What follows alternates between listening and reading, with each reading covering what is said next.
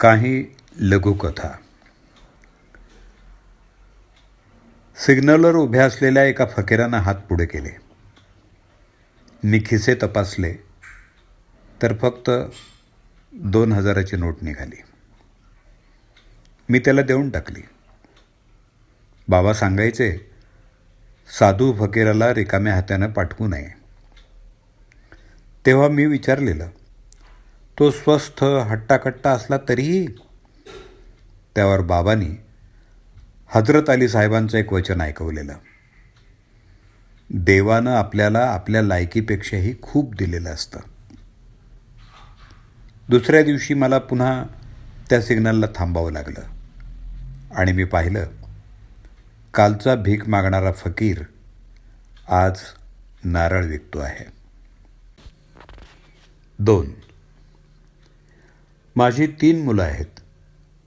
ती तिन्ही मुलं नेहमी एकत्र राहावीत म्हणून मी 3 मजली घर बांधलं, असं आमचे बाबा म्हणायचे.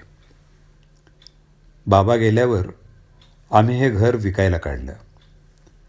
आम्ही 3 भाऊ ना एकत्र राहू शकतो ना आमच्या बायका. घर विक्रीची बातमी पेपरमध्ये दिली. बरेच जण घर घ्यायला उत्सुक होते. त्यातल्या एकाशी सौदा ठरला. मी सहज म्हणून त्यांना विचारलं, हे घर तुम्हाला का आवडलं? त्यावर ते म्हणाले, माझी 3 मुलं आहेत. ते नेहमी एकत्र राहावेत म्हणून मला 3 मजली घर हवं आहे. 3. खूप चालायला लागायचं तेव्हा रडायला व्हायचं. नंतर गाडी घेतली आणि चालायची सवय मोडून गेली. गाडी विकल्यावर पायी चालणं कठीण झालं. एके दिवशी दवाखान्यात जायचं होतं. नेमकी तिकडं जाणारी बस मिळाली नाही. मग खूप चालून दवाखान्यात पोचलो. पाय वैतागून दुखू लागले. मी रिसेप्शन हॉलमध्ये बसलो. माझ्या बाजूला बसलेला एक इसम म्हणाला, आज चालून चालून खूप खांदे दुखायलेत. मला हसू आलं. मी म्हणालो, चालून तर पाय दुखतात.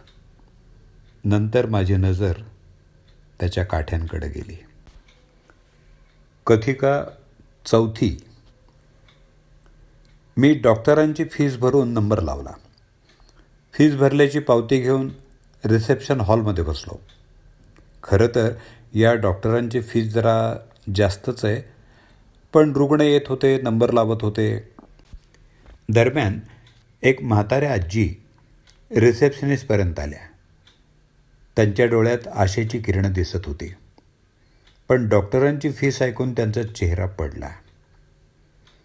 त्या त्यांच्या आजारी मुलाशी काहीतरी बोलल्या आणि दोघंही परत जायला निघाले. मी त्यांना थांबवलं आणि माझी पावती देऊ केली. मला काहीही झालेलं नाही आहे.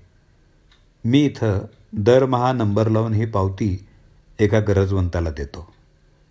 यामुळं मला महिनाभर कुठल्याच डॉक्टरांकडे जायची वेळ येत नाही. कथिका 5.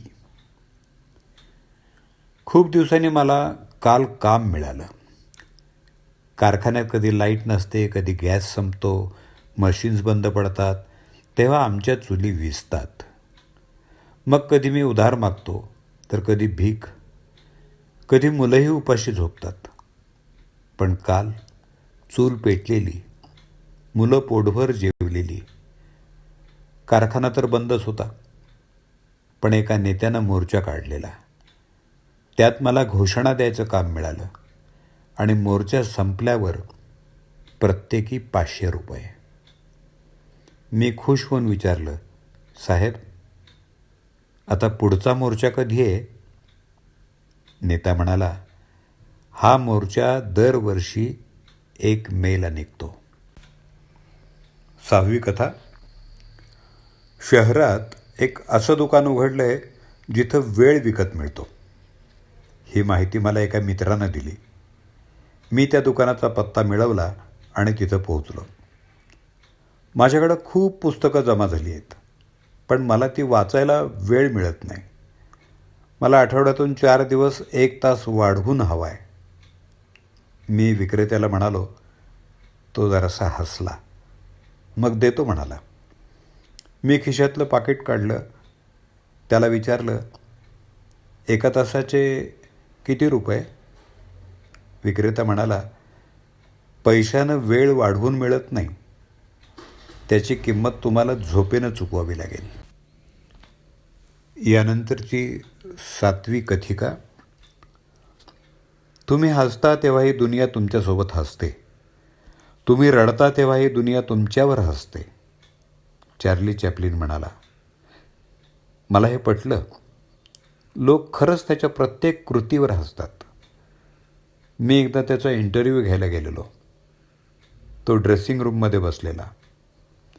आवरून झाल्यावर तो खूप वेळ आरसा न्याहाळत राहिला. मला वाटतं तुम्ही स्वतःचे फेवरेट आहात.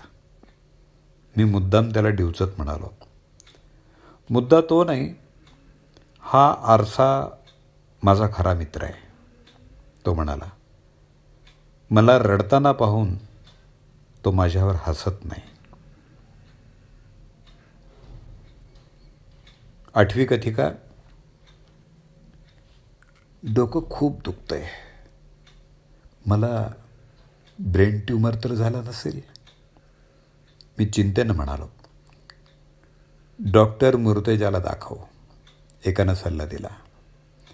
मी कामात होतो म्हणून डॉक्टरांकडे जाता आलं नाही. काही दिवसांनी पायऱ्या चढून मला धाप भरते आहे. हृदयाचा तर काही प्रॉब्लेम नसेल? डॉक्टर मुर्तजाला दाखव, त्यानं पुन्हा सुचवलं. मला याही वेळी जाता आलं नाही.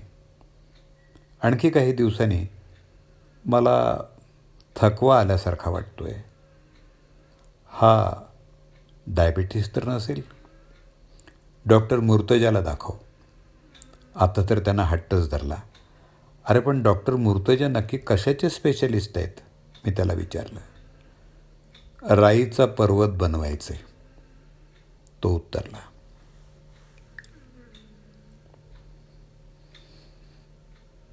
शेवटची 9वी कथिका. माझ्यासोबत एक विचित्र घटना घडली.